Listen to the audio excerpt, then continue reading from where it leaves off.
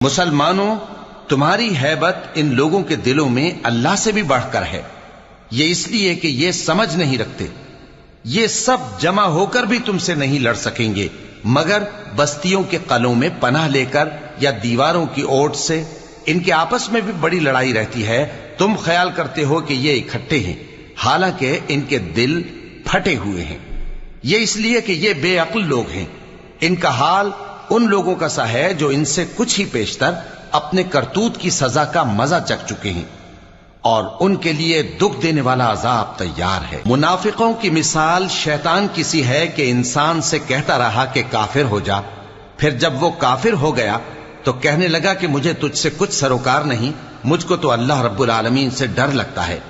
تو دونوں کا انجام یہ ہوا کہ دونوں دوزخ میں جائیں گے، ہمیشہ اس میں رہیں گے، اور بے انصافوں کی یہی سزا ہے۔